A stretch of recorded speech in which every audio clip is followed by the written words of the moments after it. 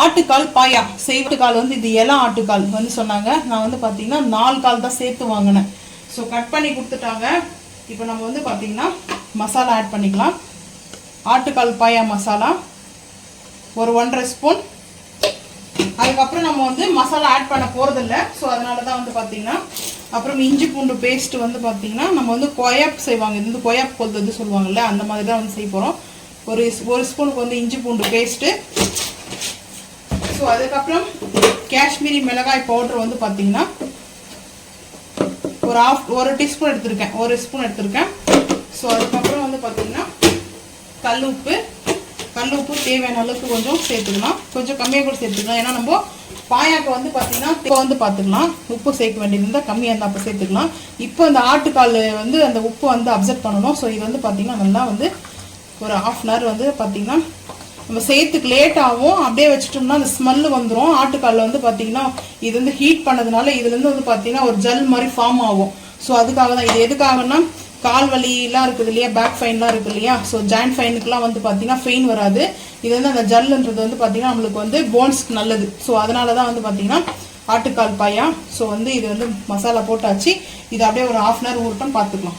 ஆட்டுக்கால் பாயாக்கு நம்ம வந்து மேரினேட் பண்ணி வச்சுருவோம். மசாலா போட்டு அந்த ஆட்டுக்காலை வந்து சேர்த்துக்கலாம். ஸோ வந்து சேர்த்துட்டு கொஞ்சம் இதில் இந்த மசாலாவில் தண்ணி நல்லா கொஞ்சம் ஊற்றி அலசி இதிலே வந்து சேர்த்துக்கும். சேர்த்தாச்சு. ஆயில் மட்டும் ஒரு 1/4 டீஸ்பூனுக்கு ஒரு டீஸ்பூன் வந்து எடுத்துருக்கேன். பெரிய டீஸ்பூனில் வந்து பார்த்தீங்கன்னா ஸோ இப்போது நல்லா வந்து இந்த மாதிரி பண்ணிட்டு ஒரு 2 விசில் வந்து நம்ம இப்போ வச்சுட்டு இப்போ செய்ய போகிறது கிடையாது. ஒரு 3 விசில் இல்லை 4 விசில் வந்து பார்த்தீங்கன்னா நம்ம வந்து நல்லா குக் பண்ணிவிட்டு ஆறுனதுக்கப்புறம் கம்ப்ளீட்டாக எடுத்து நான் அப்படியே வச்சுடுவேன். இது வந்து பார்த்தீங்கன்னா டுமாரோ மார்னிங் பிரேக்ஃபாஸ்ட்டுக்கு இட்லியும் பாயாவும் வந்து சாப்பிடும்போது ஆட்டுக்கால் பாயா, இது வந்து ஆட்டுக்கால் பாயாக்கு ஆப்பா சாப்பிட்லாம், இடியாப்பம் சாப்பிட்லாம், இட்லி தோசை சாப்பிட்லாம். ஸோ ரைஸு தவிர இட்லி தோசை இந்த மாதிரி சாப்பிடும்போது சூப்பராக இருக்கும் காம்பினேஷனு. ஸோ அது வந்து பார்த்தீங்கன்னா இப்போ ஒரு 4 விசில் வந்து இது நல்லா வந்து விசில் வேகட்டும். ஸோ அதுக்கப்புறம் பார்த்துக்கலாம் குக் ஆனதுக்கப்புறம். இப்போ வந்து பார்த்தீங்கன்னா அடுப்பு ஆன் பண்ணி நான் இந்த சைடில் வச்சுட்டேன், இந்த சைடில் அடுப்பில் வச்சுட்டேன். ஸோ அதனால் வந்து பார்த்தீங்கன்னா குக் ஆகட்டும், பார்ப்போம். இப்போ வந்து பார்த்தீங்கன்னா அடுப்பு ஆன் பண்ணி குக்கர் வந்து வச்சுருக்கேன். ஆயில் வந்து ஹீட் ஆகிடுச்சு. நம்ம வந்து பார்த்தீங்கன்னா கோன் கரம் மசாலா வந்து ஆட் பண்ணிக்கலாம். இப்போவா ஆட்டுக்கால் பாயாவும் இட்லியும். ஸோ ரெஸ்டாரண்ட் ஸ்டைலில் வந்து நம்ம ஆட்டுக்கால் பாயா செய்கிறோம். ஸோ வந்து பார்த்தீங்கன்னா ஃபஸ்ட்டு பால் வந்து பார்த்தீங்கன்னா வெங்காயத்தை எடுத்துக்கலாம். ஸோ வெங்காயம், பச்சை மிளகாய், ரம்பா லீஃபு, கருவேப்பிலை எடுத்துருக்கேன். நல்லா பெரிய கருவேப்பிலையாக பொடிசாக வந்து சேர்க்கறத கொஞ்சம் பெருசாக சேர்த்துக்குங்க. இந்த பாயாவுக்கு வந்து நல்லாயிருக்கும். கருவேப்பிலை சேர்க்கலாமான்னு டவுட் வரும் உங்களுக்கு. இல்லை சேர்க்கணும், பாயா தானே செய்கிறோம். இப்போ வந்து பார்த்தீங்கன்னா ஹை ஃப்ளேம் பண்ணியாச்சு. ஹை ஃப்ளேம் பண்ணிவிட்டு ஸோ வெங்காயம் வந்து நல்லா வதங்கட்டும். இங்கே வந்து பார்த்தீங்கன்னா தக்காளி வந்து எடுத்து வச்சுருக்கேன். தக்காளி வந்து தேவையான அளவுக்கு எடுத்து வச்சுருக்கேன். அதுக்கப்புறம் புதினா, கொத்தமல்லி வாஷ் பண்ணி கட் பண்ணி வச்சுருக்கேன். இது வந்து பார்த்தீங்கன்னா பாதாம், முந்திரி வந்து முடிஞ்சிச்சு. முந்திரிக்கு ஈக்குவலாக வந்து பாதாம் கூட வந்து சேர்க்கலாம். ஸோ வந்து பார்த்தீங்கன்னா ஒரு 9 பீஸ் வந்து பாதாம் எடுத்துருக்கேன்.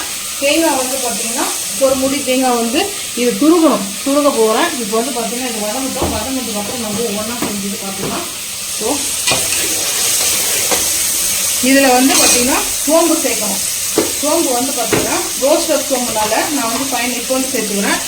ரோஸ்டர் சோம்புனால நான் இப்போ சேர்த்துக்கிறேன். ஒரு 2 கைப்பிடி அளவுக்கு வந்து ஒரு ஸ்பூன் அளவுக்கு சேர்த்துக்கிறேன். 2 கைப்பிடினா கொத்தமல்லி போடுற ஞாபகத்துலேயே வந்துச்சு. ஸோ அதெல்லாம் இல்லை, நான் அப்படி எடுத்ததுனால எனக்கு தெரியும். 1 ஸ்பூன். இப்போ வந்து பார்த்தீங்கன்னா நம்ம ஆட்டுக்கால் வந்து இதில் வந்து வேக வச்சுருக்கேன். இது வந்து பார்த்தீங்கன்னா நம்ம நேற்றே வந்து வேக வச்சுட்டு இருக்கேன். நேற்று வந்து பார்த்தீங்கன்னா ஒரு 4-5 விசில் வந்து வச்சாச்சு. அதுக்கப்புறம் அது குக் ஆகலை. ஸோ வந்து பார்த்தீங்கன்னா இப்போ ஒரு 15 விசிலுக்கு வந்து வச்சுருக்கேன். கிட்டத்தட்ட 20 விசில் வந்து ஆட்டுக்கால் வந்து நமக்கு ரெடியாக இருக்குது. இப்போ வந்து பார்த்தீங்கன்னா இப்படி தான் இருக்குது, பார்த்துங்க, தெரியுதுங்களா? ஸோ இது கொஞ்சம் ஆறட்டும், அப்படியே இருக்கட்டும். இந்த குக்கரில் இது வந்து இஞ்சி பூண்டு பேஸ்ட்டு எல்லாம் நான் மசாலாலாம் சேர்த்துருக்கேன். இருந்தாலும் கொஞ்சமாக வந்து இஞ்சி வந்து சேர்த்துக்கிறேன். இப்போ இந்த தாளிப்புக்கு வந்து இஞ்சி கொஞ்சமாக சேர்த்துக்கிறேன். இஞ்சி சேர்த்துட்டோம்னா கொஞ்சம் நல்லாயிருக்கும். ஏன்னா ஆட்டுக்கால் பாயாக்கு கொஞ்சம் இஞ்சி பூண்டு பேஸ்ட்லாம் கொஞ்சம் கூடவே இருக்கணும். ஒரு 1/2 ஸ்பூன் வந்து சேர்த்துக்கிறேன். ஆல்ரெடி நம்ம அதில் சேர்த்து நம்ம வந்து ஒரு கொய்யா பழுத்து வச்சுருக்கோம். ஸோ வந்து அது பேர் கொய்யா பழுத்துன்னு சொல்லுவாங்க. உடனே வந்து ஆட்டுக்கால் வந்து செய்யக்கூடாது. ஆட்டுக்கால் பாயெல்லாம் உடனே வந்து செய்யக்கூடாது. ஆமாம், ஒரு நாள் நைட்டு ஃபுல்லாக நம்ம அந்த கொய்யா பழுத்தி மசாலாவில் உப்பு, மிளகாத்தூள், அதுக்கப்புறம் நான் வந்து ஆட்டுக்காலோடைய பாயா மசாலா நாங்கள் ரெடி பண்ணி வச்சுருக்கோம். ஸோ அந்த மசாலாலாம் போட்டு குக் பண்ணி வச்சுருக்கேன். ஸோ இப்போ வந்து பார்த்தீங்கன்னா தக்காளி சேர்த்துக்கலாம். தக்காளி சேர்த்து நல்லா வதக்கலாம். அந்த 1 டே இருந்தால் தான் அது வந்து நல்லா அந்த ஒரு ஜூஸு நல்ல ஒரு டேஸ்ட்டும் கிடைக்கும். உடனே சாப்பிடும்போது அந்தளவுக்கு டேஸ்ட் வராது. நாங்கள் வந்து எங்கள் வீட்டில் எங்கள் அம்மா அப்படி தான் செய்வாங்க.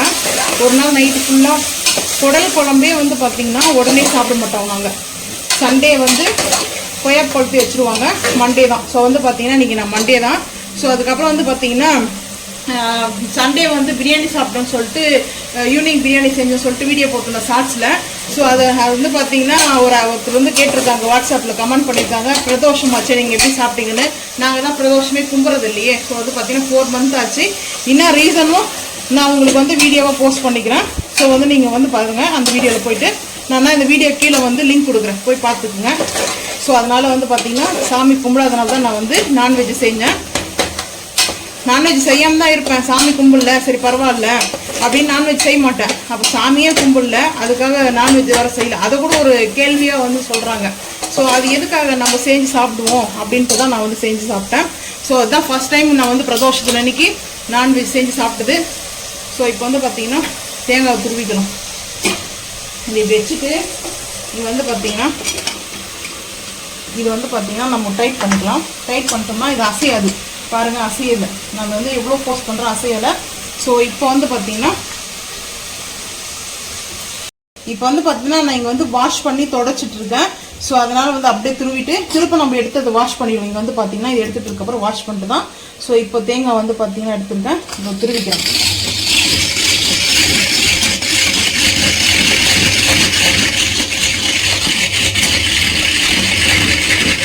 தேங்காய் வந்து துருவி சேர்க்கும் போது டேஸ்ட் அல்டிமேட்டாக இருக்கும். ஸோ அதனால தான் வந்து பார்த்தீங்கன்னா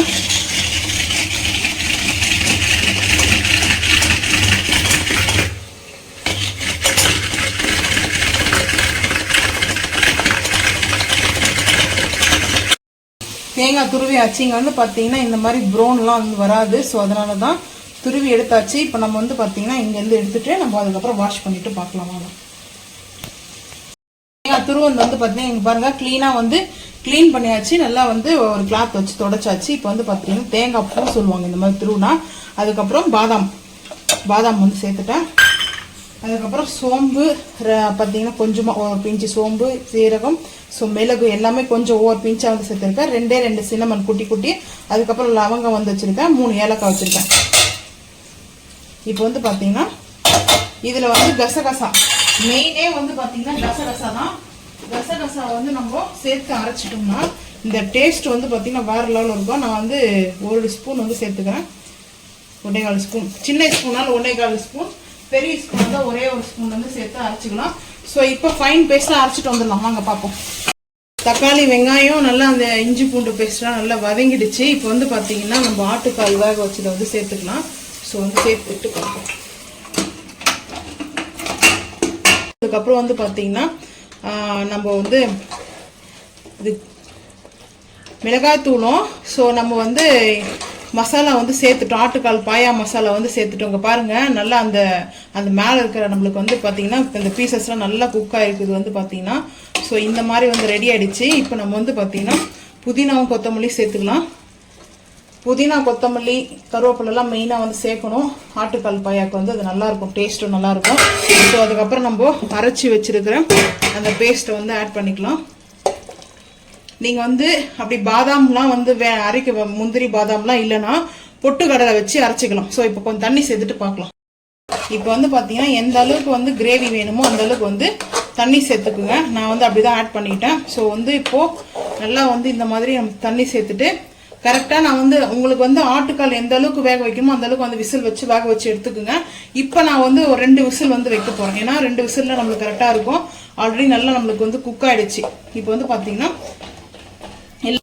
எல்லாம் சேர்த்து நம்ம வந்து முடிச்சிட்டோம். இப்போ நம்மளுக்கு காரம் உப்பு ஃபர்ஸ்டே நம்ம வந்து உப்பு போட்டு வேக வச்சுட்டு இருக்கோம். அதனால எல்லாமே உப்பு காரம்லாம் கரெக்டாக இருக்குது. ஸோ இந்த பாயா வந்து பார்த்தீங்கன்னா நல்லா ஒரு சூப்பராக இருக்கும். வந்து டேஸ்ட் வந்து பார்த்தீங்கன்னா ஒரு ரெஸ்டாரண்ட்ல சாப்பிட்ட மாதிரி இருக்கும். டேஸ்ட் ஃபீல் வந்து பார்த்தீங்கன்னா டேஸ்ட் அருமையாக இருக்குது. ஸோ நல்லா வந்து 2 விசிலுக்கு அப்புறம் வந்து பார்த்தீங்கன்னா நம்ம ஓப்பன் பண்ணிட்டு அதுக்கப்புறம் இட்லியோ இடியப்பமோ ஆப்பமோ அது வந்து உங்களோட இருக்கும். நான் வந்து இட்லி தான். ஆப்பமும் இடியப்பெல்லாம் என் ஹஸ்பண்ட் சாப்பிட மாட்டாங்க. ஸோ இட்லியே சாப்பிட மாட்டார். அதுக்காக இட்லி மட்டும் தான் சும்மா வந்து ஆளுக்கு ஒரு 3 இட்லி செஞ்சுட்டு சாப்பிட போகிறோம். சூப்பராக இருக்கும். ஹெல்த்தியானது வந்து பார்த்தீங்கன்னா ஆட்டுக்கால் பாயா. ஸோ அதனால ரெடி ஆகட்டும், பார்த்துக்கலாம். சுட சுட வந்து இட்லி ஆவி பறக்க இட்லி வந்து பார்த்தீங்கன்னா இப்போ அப்படியே தண்ணி வந்து தொளிச்சுட்டு லைட்டாக அது மேலே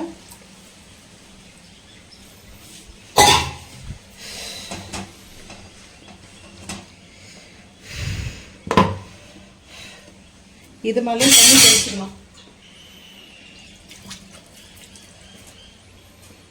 உங்களுக்கு 3 இட்லி போதுமா?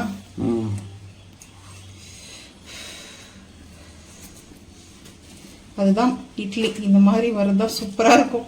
ஸோ இப்போ இட்லி வந்து நான் எடுத்து வச்சிரு போறேன். 2 இட்லி வந்து பார்த்தீங்கன்னா இந்த பிளேட்ல வந்து எடுத்து வச்சிரு போறேன். ஸோ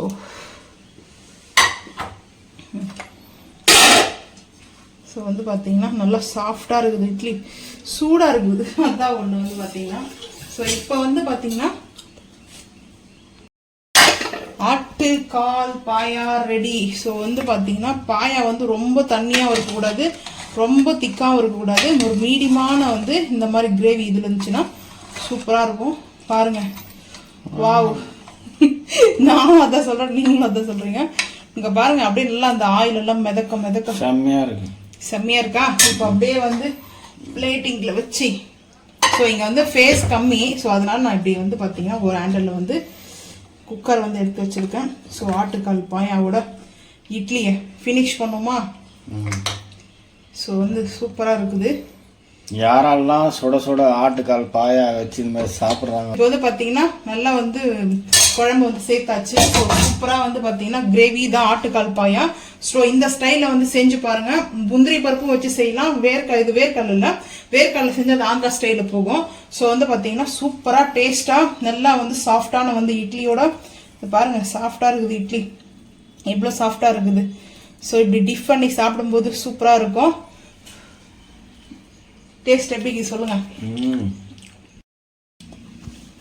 நீங்களும் இதே மாதிரி செஞ்சு பார்த்துட்டு மறக்காம வந்து கமெண்ட் பண்ணுங்க. இந்த வீடியோ பிடிச்சா லைக் பண்ணுங்க, ஷேர் பண்ணுங்க, சப்ஸ்கிரைப் பண்ணுங்க, பெல் ஐக்கான் வந்து கிளிக் பண்ணுங்க, மறக்காம சேனல் வந்து ஃபாலோ பண்ணுங்க. அப்பதான் நம்ம போற வீடியோ உங்களுக்கு நோட்டிபிகேஷன் வரும். தேங்க்யூ.